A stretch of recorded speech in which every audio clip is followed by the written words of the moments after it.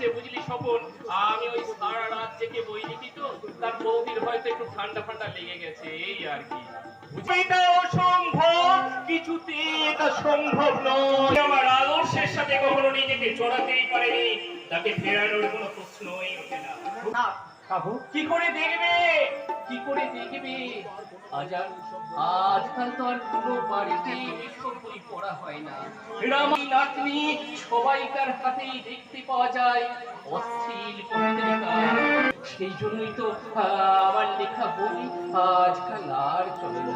কোনো মা যখন আমাকে জিজ্ঞাসা করবে, খোকা তুই তুই একা নিলি, আমার বৌমা এলো না, আমি তখন আমার মাকে গিয়ে কি উত্তর দেব?